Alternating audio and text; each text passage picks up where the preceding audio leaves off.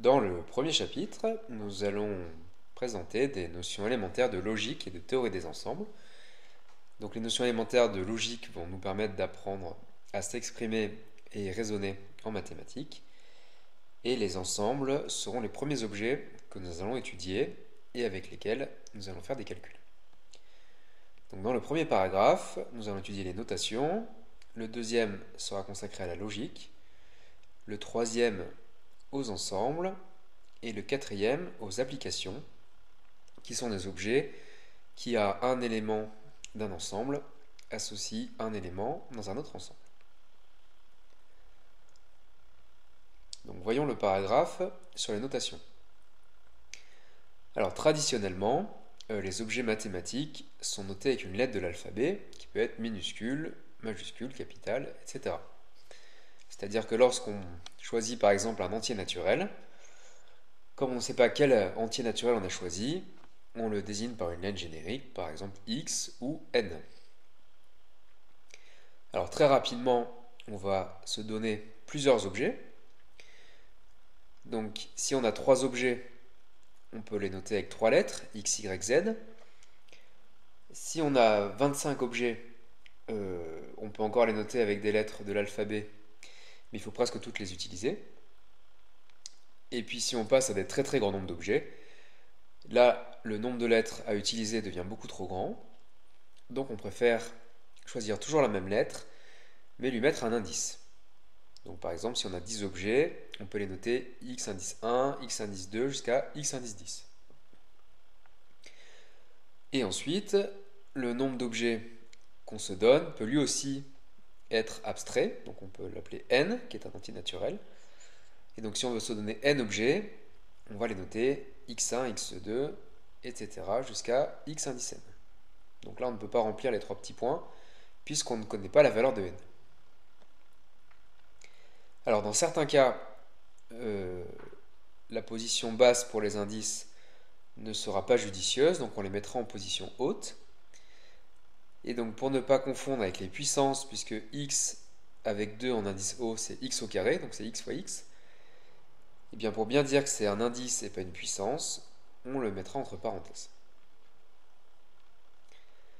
Alors parfois on aura besoin de plusieurs indices, par exemple si on a un tableau avec des lignes et des colonnes, on a besoin de deux indices, l'indice qui dit sur quelle ligne on se trouve et l'indice qui dit sur quelle colonne on se trouve. Donc si I est la ligne et J est la colonne, l'élément correspondant sera noté x indice I virgule J.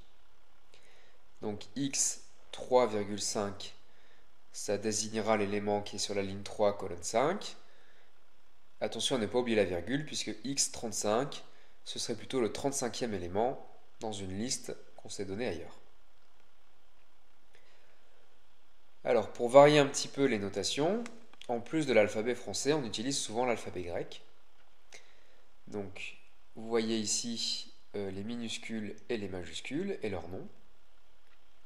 Donc, il est important, pour ceux qui ne le connaissent pas, d'apprendre les lettres de l'alphabet grec et leurs noms, bien sûr, puisque à l'oral, si vous dites alpha à la place de gamma, bon, ce n'est pas un drame, mais ça fait souvent sourire l'examinateur. Alors, quelques abréviations qu'on va assez souvent rencontrer. Donc, CQFD, ça veut dire ce qu'il fallait démontrer. Donc, on met souvent ceci pour signifier qu'on termine une démonstration.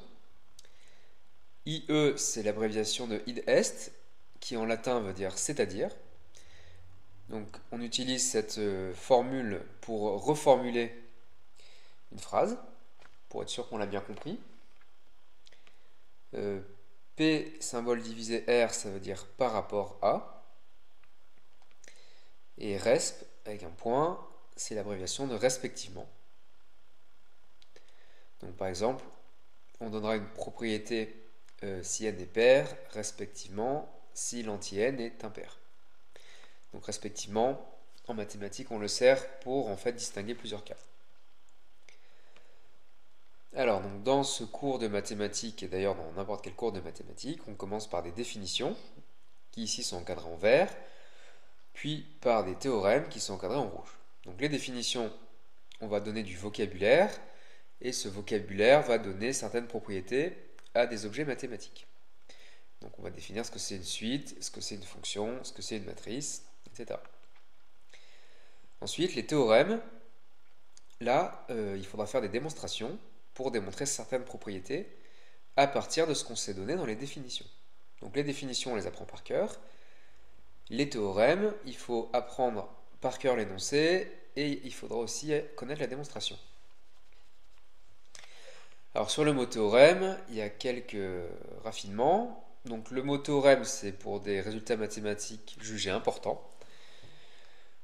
Pour des propriétés simples à démontrer, on utilise plutôt le mot proposition à la place de théorème.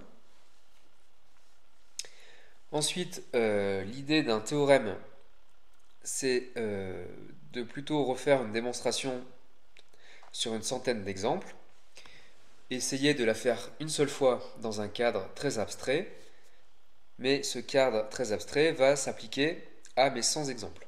Donc on gagne en abstraction pour avoir un résultat qui s'applique dans plein de situations après. Alors en voulant gagner en abstraction, des fois on a des énoncés qui sont un petit peu indigestes, donc on les reformule sur des cas simples, directement utilisables dans les exercices, et on appelle ça alors un corollaire. Donc si vous voulez, c'est une forme simplifiée d'un théorème. Et enfin, donc certaines démonstrations seront vraiment longues, et donc on peut les découper en morceaux, et notamment on peut démontrer des petits résultats intermédiaires, qu'on appelle des lemmes, donc qui parfois peuvent être utilisés en exercice, mais essentiellement ce sont des petites démonstrations auxiliaires qui vont servir dans la démonstration de théorèmes plus longs à démontrer.